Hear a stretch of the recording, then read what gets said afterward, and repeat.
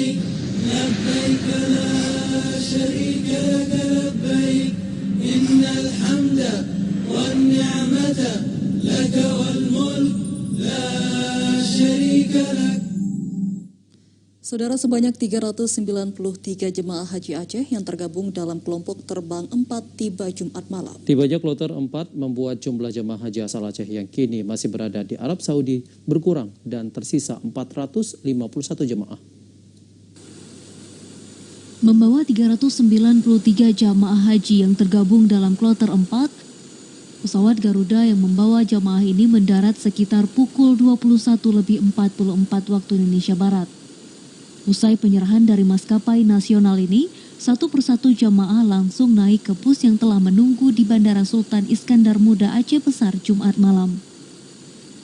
Seluruh jamaah kloter 4 terdiri dari 208 orang asal Aceh Utara, 130 Lok Semawe, dan 49 orang asal Kabupaten Aceh Tamiang.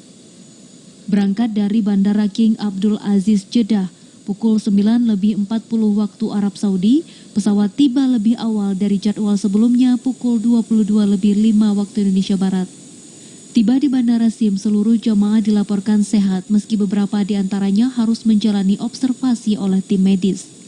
Kondisi ini menyusul kondisi fisik yang lemah akibat kelelahan. Jamaah sebagaimana keberangkatan berjumlah dengan 393 dan alhamdulillah kepulangan juga dengan jumlah yang sama 393 jamaah.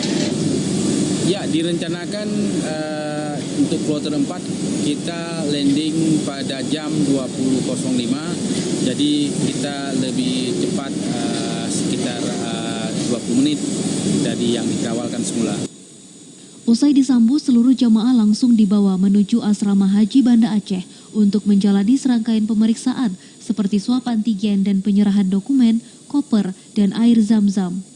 Jamaah kloter 4 merupakan kelompok terakhir yang terbang dari Bandara King Abdul Aziz Jeddah. Adapun jamaah haji asal Aceh yang tergabung dalam kelompok terbang 5 akan berangkat dari Bandara Prince Muhammad bin Abdul Aziz Madinah. Hingga Sabtu sebanyak 1.567 jamaah asal Aceh telah tiba di tanah air. Dari Aceh Besar, Arman Konadi, TVRI melaporkan.